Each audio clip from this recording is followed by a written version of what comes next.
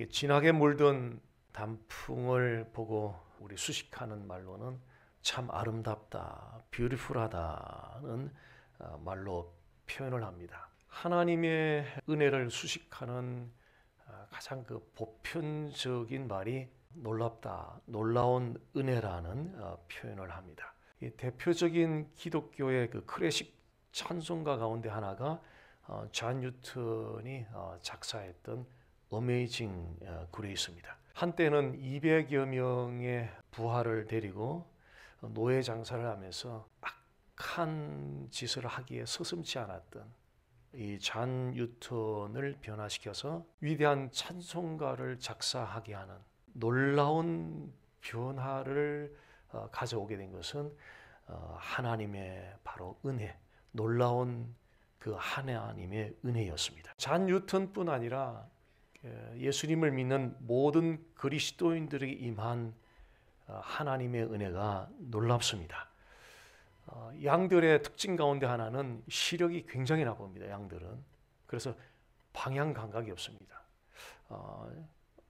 자기가 지금 잘못된 길을 걸어가고 있으면서도 그 길이 잘못된 길인지를 전혀 모르고 계속 그 길을 가는 것이 양들의 특징입니다. 양과 같이 우리들도 한때는 제각기 그 하나님 보시기에 잘못된 길을 걸어가고 있었습니다. 그런데 놀라운 그 하나님의 은혜, 어메이징 그레이스가 일방적으로 우리를 찾아와서 우리가 걸어가던 그 잘못된 길의 발걸음을 멈추게 하고 하나님께로 나아가게 해 주었습니다.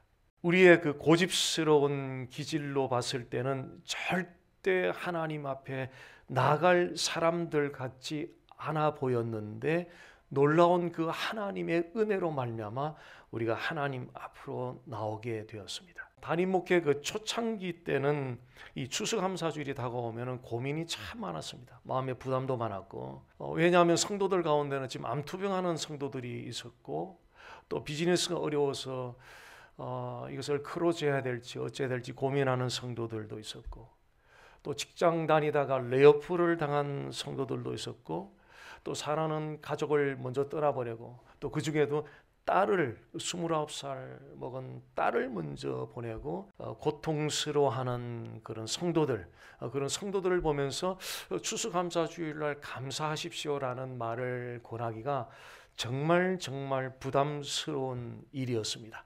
그래서 하나님께 제가 지혜를 좀 달라고 구했습니다. 하나님께서 주셨던 지혜가 놀라운 하나님의 은혜에 대해 감사하라는 그런 지혜를 주셨습니다. 어려운 상황들 가운데서도 감사할 수 있는 것, 이것은 그리스도인들이 가지는 정말 큰 특권이라고 봅니다. 예수님을 믿지 않는 비그리스도인들은 상황이 어려우면 그들이 할 수 있는 것은 원망과 불평이 거의 전부 다입니다. 비그리스도인들에게서 어려운 상황을 맞이했을 때에 감사를 할 수 있다는 것은 이거는 절대 불가능한 일일 것입니다. 우리가 진정으로 예수님을 믿는 트루 크리스찬이 맞다면, 진정으로 예수님을 믿는 진정한 그 크리스찬이 맞다면 어려운 상황들 가운데서 하나님의 그 놀라운 은혜를 기억하면서 감사를 우리는 분명히 드릴 수 있어야 될 것입니다. 자, 오늘 추수감사주일을 맞이해서 어려운 상황 속에서도 감사할 수 있는 그 놀라운 하나님의 은혜에 대한 좀 더 구체적인 두 가지 사실에 대해서 말씀을 전해드리겠습니다. 이 두 가지 사실, 놀라운 하나님의 은혜에 대한 구체적인 두 가지 사실을 통해서 우리가 겪는 온갖 종류의 어려운 상황들 가운데서도 감사를 할 수 있는 그런 지혜를 얻는 시간이 되기를 간절히 소원합니다. 읽었던 말씀 12절 13절 말씀을 다시 보도록 하겠습니다. 나를 능하게 하신 그리스도 예수 우리 주께 내가 감사함은 나를 충성되이 여겨 내게 직분을 맡기심이니 내가 전에는 비방자요 박해자요 폭행자였으나 도리어 긍휼을 입은 것은 내가 믿지 아니할 때에 알지 못하고 행하였음이라. 이 13절 말씀에 보면 바울은 자신이 예수님을 믿기 전에는 예수님을 믿는 사람들을 비방하는 비방자였고 또 박해하는 박해자였고 또 폭행하는 폭행자였다고 스스로 고백을 하고 있습니다.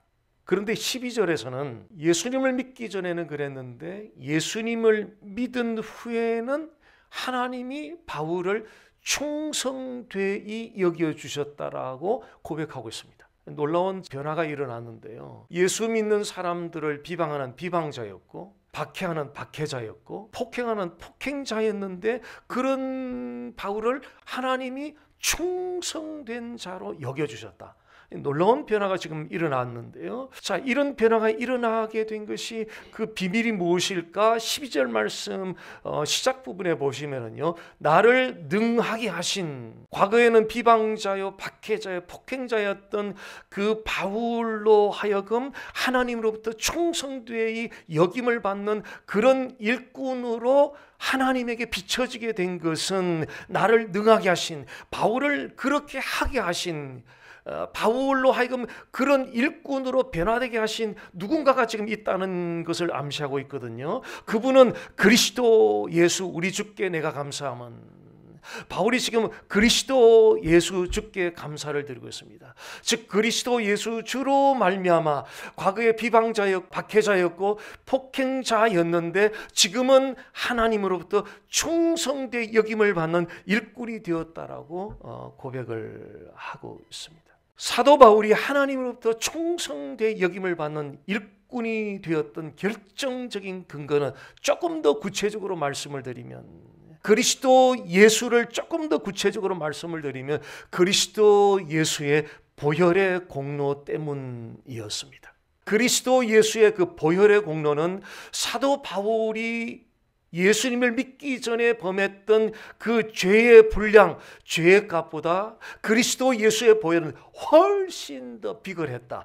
훨씬 더 크고 위대했다는 거죠. 바울이 과거에 지었던 그 죄값을 만약에 한 10,000불 정도로 좀 가정을 해 본다면요, 예수님은 숫자로 계산할 수 없는 무한대의 가치를 지닌 그 자신의 보혈, 그 자신의 보혈의 값으로 바울이 폐해야 되는 그 죄의 값을 예수님 자신의 그 계산이 안 되는 무한대의 가치를 지닌 그 보혈로 대신 폐를 해 주셨거든요. 그 그리스도 예수의 보혈의 공로, 계산이 나오지 않는 무한대의 가치를 지닌 바로 그리스도 예수의 그 보혈의 공로를 믿음으로 사도 바울은 자신이 범한 죄값을 지불해야 되는데 그 죄값, 죄의 대가로부터 해방이 되고 영원히 사는 자로 삼아주신 바로 그 여호와 하나님 예수 그리스도께 감사를 드리고 있습니다. 자, 그리스도 예수의 보혈로 말미암아 영원히 사는 자가 되었다는 바로 이 사실을 잠깐 한번 깊이 생각해 보았으면 좋겠습니다. 3개월의 시한부 진단을 받은 70대 초반의 여자분이 죽음이 너무 두려워서 밤에 침대에서 잠을 자지 못해요. 리빙룸에 흔들 의자가 있었는데 잠을 자면 그냥 죽을까 봐 안 자려고 리빙룸에 흔들 의자에 앉아서 잠깐 깜빡깜빡 잠을 자는 거예요. 매일 저녁 그렇게 하는 거예요. 근데 3개월이 지났어요. 의사가 진단 내린 3개월이 지났어요. 그러니까 자기가 여전히 살아있으니까 너무 좋은 거예요. 너무 좋아서 기뻐했는데 그로부터 5개월 뒤에 죽었어요. 죽기 바로 하루 전날, 실제 인물이고 제가 직접 경험했던 인물이에요. 죽기 바로 하루 전날, 복수는 이만큼 차 있는데 그 침대 밑에는 그 복수 참배로는 못 들어가거든요. 높이가. 누군가가 자꾸 자기를 데리러 오는 것 같다는 거예요. 너무 두렵고 무서운 거예요. 그래서 문을 걸어 잠그고 침대 밑으로 들어가지 않아요. 복수가 차 있는데. 그러니까 이걸 막 침대 밑에 이걸 긁히니까 피를 흘리면서 들어간 거예요. 안 잡혀가려고. 그게 그분의 생애 마지막이었습니다. 마지막까지 복음을 받아들일 수 있도록 최선을 다했지만 마지막까지 억셉트를 안 하고 떠났습니다.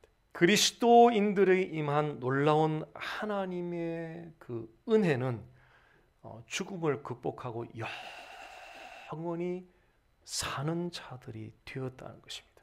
그런데 많은 분들이 영원히 사는 곳에 대한 인식이 너무 약해서 영원히 살게 된 것에 대한 감사를 누리지 못하고 살아가는 것이 아마 계산할 수 없을 만큼 너무나 많은 분들이 지금 그렇게 살아가고 있지 않을까 하는 생각을 해보게 됩니다. 예수님을 믿고 예수님이 나의 하나님이시고 예수님이 나의 구세주시고 예수님이 나의 삶의 주인이심을 믿고 그리스도인이 되어서 영원히 사는 자들이 된 사람들이 영원히 살게 될 그곳이 얼마나 아름답고 황홀한 곳인지를 제가 잠깐 좀 초대해 드리겠습니다. 요한계시록 21장 4절 말씀, 모든 눈물을 그 눈에서 닦아주시니 다시는 사망이 없고 애통하는 것이나 곡하는 것이나 아픈 것이 다시 있지 아니하리니 처음 것들이 다 지나갔음이러라. 그리스도인들, 우리가 영원히 살 곳입니다. 거기는 우리 하나님의 위로가 있대요. 어떤 백인 선교사님 부부가 아프리카 선교를 한 30년간 하셨다가 미국으로 이제 귀국을 하는데 그 비행기 안에는 뉴욕 공항으로 이제 들어오셨는데 유명한 정치인이 탔어요. 그 비행기에. 공항에 내려서 나오는데 그 유명 정치인을 그 환영하는 사람들이 많이 나와 있는데 30년 아프리카에 가서 선교를 마치고 왔는데 아무도 자기들을 환영한 사람이 없었대. 30년을 그렇게 고생하고 아프리카 선교하고 돌아왔나. 그래서 이 부인 선교사님이 너무 상심이 됐나 봐요. 너무너무 상심이 됐나. 차라리 그 정치인이 없었다면 덜 상심됐을 텐데 한쪽에는 막 환영하는 그 사람들이 나와 있는데 자기들을 환영해 주는 사람 없는 그 현실을 보면서 너무너무 상심하고 있는 부인을 향해서 남편 선교사님이 하신 말씀이, 우리 아직 집에 안 왔어요 여보. 우리 아직 집에 안 왔어. 우리 진짜 집에 가면 웰던 하면서 웰컴 하면서 그분이 안아줄 거야. 그 말로 그 부인 선교사님에게 위로를 해 주셨다고 합니다. 우리가 영원히 사는 그곳은 주님의 위로가 있어요. 이 땅에서는 위로를 충분히 못 받아요. 사람들이 아무리 위로한다 해도 그거는 충분치가 않거든요. 근데 그곳에 가면 주님이 직접 우리의 눈물을 닦아주면서 위로가 있고요. 다시는 사망이 없고 다시는 애통하는 것이 없고 다시는 곡하는 것이 없고 다시는 아픈 것이 없답니다. 11절 말씀 좀 보겠습니다. 하나님의 영광이 있어 그의 그 성의 빛이 지극히 귀한 보석 같고 벽옥과 수정같이 막더라. 우리가 영원히 살아갈 그곳은 귀한 보석 같고 벽옥 같고 수정같이 맑은 하나님의 영광의 빛, 영광의 각처로 둘러싸여 있는 너무너무 아름답고 황홀한 곳으로 묘사되어 있습니다. 자, 12절에서 21절까지 쭉 읽어보겠습니다. 크고 높은 성곽이 있고 우리가 살 곳입니다. 영원히 살 곳입니다. 다시는 이사갈 필요가 없는 영원히 살 곳입니다. 이건 추상적인 묘사가 아니라 진리의 말씀이 선포하고 있는 실제입니다. 실제 라이브입니다. 크고 높은 성곽이 있고 12문이 있는데 문에 12천사가 있고 그 문들 위에 이름을 썼으니 이스라엘 자손 12지파의 이름들이라. 동쪽의 세 문, 북쪽의 세 문, 남쪽의 세 문, 서쪽의 세 문이니 그 성의 성곽에는 12기초석이 있고 그 위에는 어린 양의 12사도의 12이름이 있더라. 내게 말하는 자가 그 성과 그 문들과 성곽을 청량하려고 금 갈대자를 가졌더라. 그 성은 네모가 반듯하여 길이와 너비가 같은지라. 그 갈대자로 그 성을 청량하니 12,000 스타디온이요 길이와 너비와 높이가 같더라. 그 성곽을 청량하며 144규빗이니 사람의 청량 곧 천사의 청량이라. 그 성곽은 벽옥으로 쌓였고 그 성은 정금인데 맑은 유리 같더라. 그 성의 성곽의 기초석은 각색 보석으로 꾸몄는데 첫째 기초석은 벽옥이요 둘째는 남보석이요 셋째는 옥수요 넷째는 녹보석이요 다섯째는 홍만호 여섯째는 홍보석이요 일곱째는 황옥이요 여덟째는 노옥이요 아홉째는 담황옥이요 열째는 비치옥이요 째는 청옥이요 12째는 자수정이라. 그 12문은 12진주니 각 문마다 한 개의 진주로 되어 있고 그 성의 길은 맑은 유리 같은 정금이더라. 우리가 영원히 사는 그곳의 성벽은 벽옥과 보석으로 되어 있고요. 성문은 진주로 되어 있고요. 거리가 우리 거기서 걸어 다니는 거리가 순금으로 되어 있대요. 자, 이건 추상적인 묘사가 아니라 실제로 우리 주께서 계시해 주신 진리의 말씀인데요. 근데 실제는 사람의 언어로 표현할 수 있는 최고의 언어로 묘사되었을 뿐 우리가 영원히 사는 그곳은 이 묘사보다 훨씬 더 아름답고 황홀한 실제적인 곳이라는 것을 우리에게 알려주고 있습니다. 바로 이것이 우리가 영원히 사는 그곳입니다. 이 세상의 최고의 부자가 누리는 그 호화로움과 비교할 수 없는 너무나 아름답고 황홀한 곳입니다. 자, 이토록 아름답고 황홀한 곳에서 영원히 살게 된 것은 그리스도 예수의 보혈의 공로로 말미암아 죄의 대가에서 해방되어서 영원히 사는 자들로 이끌어준 측량할 수 없는 놀라운 그 하나님의 은혜 때문입니다. 그래서 바로 영원히 살게 될 이 아름답고 황홀한 엄청난 축복 때문에 땅에서 비록 고통 가운데 있다 할지라도 우리 그리스도인들은 감사할 수 있는 분명한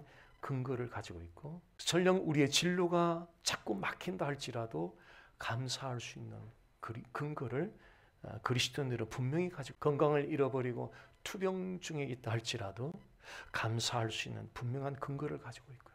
사랑하는 가족을 먼저 떠나보내고 깊은 슬픈 가운데 있다 할지라도 감사할 수 있는 근거를 우리는 분명히 가지고 있습니다. 디모데전서 1장 15절 16절 말씀 좀 이어서 보겠습니다. 믿보다 모든 사람이 받을 만한 이 말이여, 그리스도 예수께서 죄인을 구원하시려고 세상에 임하셨다 하였도다. 죄인 중에 나는 괴순이라. 바울은 자신의 옛날을 또 돌아보면서 자기는 죄인들 중에서도 우두머리다 라고 고백을 하고 있습니다. 예수 믿는 자들을 비방하는 비방자였고 박해하는 박해자였고 폭행하는 폭행자였던 그 바울, 그런 바울이 놀라운 선언을 16절에서 하고 있습니다. 그러나 내가 긍휼을 입은 까닭은, 바울은 악질적으로 살아왔지만 그런데 하나님의 긍휼을 입었다고 지금 선언하고 있습니다. 하나님의 긍휼을 입음으로 바울이 그렇게 악한 짓을 하면서 살아왔지만 하나님의 긍휼을 입음으로 예수를 믿게 되었고 지금 예수를 위해서 삶을 살아가고 있다라고 바울이 지금 고백을 하고 있습니다. 이 또한 놀라운 일이고요. 도대체 무엇이 바울을 이렇게 변화시켰을까? 또 살펴보겠습니다. 16절 말씀에 보면은요, 그러나 내가 긍휼을 입은 까닭은 예수 그리스도께서 내게 먼저 일체 오래 참으심을 보이사, 그리스도께서 오래 참아주셨음을 보여주셨던 것 때문에 비방자였고 박해자였고 폭행자였던 악한 짓을 하며 살았던 바울이었지만 그리스도께서 그러함에도 불구하고 참고 또 참고 또 참아주신, 오래 참아주신 놀라운 하나님의 은혜 때문에 바울이 하나님의 긍휼을 입고 예수님을 믿고 예수님을 사는 자가 되었다라고 고백하고 있습니다. 우리는 모두 다 죄로 말미암아 전적으로 부패했던 죄인들로서 절대, 저도 그렇고요, 우리 모두가 절대 예수 믿을 사람들이 아니었습니다. 죄로 말미암아 전적으로 부패했던 죄인들이었기 때문에 예수 믿을 사람들이 아니었습니다. 그런데 예수님을 믿게 되었습니다. 어떻게 해요? 많은 사람들이 하나님의 도심이 절실히 필요한 상황을 통해서 예수님을 믿게 되었다는 고백을 많이 합니다. 그런데 이것보다 더 중요한 무엇이 있습니다. 어려운 상황에서 하나님의 도우심을 절실히 필요한 그런 상황을 통해서 우리는 예수님을 믿게 된 그런 경우들이 정말 많습니다. 그런데 그것보다 더 중요한 무엇이 있습니다. 우리의 천성적인 기질을 따라 우리의 고집대로 살아갔던 때가 수많은 세월들, 수많은 시간들 동안에 우리의 천성적인 기질을 따라서 내가 가고 싶은 길로, 내가 고집하고 싶은 길로 그렇게 인생을 살아갔었는데, 그럼에도 오래 참아주시고 기다려주신 놀라운 하나님의 은혜 때문에 도저히 예수 믿을 사람들이 아니었는데 지금 예수 믿는 사람들이 되었다는 것입니다. 부족하고 고집스럽던 우리를 오래오래 참아주신 놀라운 하나님의 은혜로 말미암아 오늘날 우리가 예수님을 믿게 되었습니다. 오늘 이렇게 우리가 추수감사주일날 예배를 드리는 우리 자신들을 한번 생각해 보십시오. 만약 하나님이 우리를 향한 그 오래 참으심을 중도에 포기했다면 지금도 우리는 인생의 길이 어딘지를 몰라서 지금도 세상 속에서 끊임없이 방황하고 있을 것입니다. 오랫동안 참아주신, 기다려주신, 인내해주신 놀라운 하나님의 은혜, 그분의 오래 참아주신 그분의 은혜 때문에 오늘 이 자리 지금 의자에 앉아서 예배드리고 있습니다. 하나님은 자신을 예배하는 사람들을 결코 외면하지 않습니다. 하나님은 자신을 예배하는 사람들을 remember, 기억하십니다. 하나님은 자신을 예배하는 사람들이 역경 가운데 있을 때 He will hold fast, 견고하게 그들을 붙잡아 주십니다. 하나님은 예배하는 자들이 믿음이 약하여져서 두려워하고 있을 때에 내가 너 사랑해, 그래도 나는 내가 최고야, 누가 뭐라 그래도 나는 내가 최고야, 그러면서 포근하게 안아주십니다. 그래서 고통 가운데서도 감사할 수 있고요, 그렇게 오래 참아주신 놀라운 그 하나님의 은혜 때문에 지금 현실이 무척 힘든데 힘든 가운데서도 땡큐 할 수 있고, 어려운 일들을 만나더라도 땡큐 할 수 있고, 진로가 막혀도 감사할 수 있고, 투병 중에도 감사할 수 있고, 사랑하는 사람들을 먼저 떠나보낸 슬픔이 있다 할지라도 그 가운데서도 감사할 수 있을 것입니다. 2023년 한 해의 삶이 경제적으로 혹은 건강적으로, 가정적으로, 일터에서 기대에 미치지 못해서 상심하고 있을 수도 있습니다. 영원히 살게 해주신, 이 땅에서 100년만 사는 것이 아니라 영원토록 살게 해주신 놀라우신 어메이징 그레이스, 놀라우신 그 하나님의 은혜와 끊임없이 내 가고 싶은 대로 가고 끊임없이 내 기질대로 살아왔는데 하나님은 끝까지 기다려주고 참아주셔서 오늘 예배하는 예배자로 세워주신 이 놀라운 하나님의 은혜를 기억할 수 있기를 간절히 바랍니다. 영원히 살게 해주신 그분의 은혜, 오래오래 참아주신 그분의 은혜, 그분의 은혜는 우리가 겪고 있는, 우리를 낙심케 하는, 절망케 하는 그 어떤 상황보다도 그분이 나를 영원히 살게 해주시고 나를 기다려주시고 참아주신 그분의 놀라우신 어메이징 그레이스는 훨씬 더 비걸하고 훨씬 더 그레이럴하다는 거죠. 그래서 그럼에도 힘들지만 그럼에도 우리는 감사할 수 있는 사람들, 아프지만 고통스럽지만 그럼에도 감사할 수 있는 그 사람들, 슬프지만 슬픔 가운데도 감사할 수 있는 그 사람들, 경제적인 고통, 여러 가지 건강적인 고통, 여러 가지 다른 가정과 일터에서 고통이 찾아온다 할지라도 그럼에도 감사할 수 있는 근거를 분명히 가지고 있는 바로 그 사람들이 예수 믿는 그리스도인들입니다. 그럼에도 감사하는 2023년 땡스기빙 이 한 주간이 되시기를 주님 이름으로 간절히 소원합니다.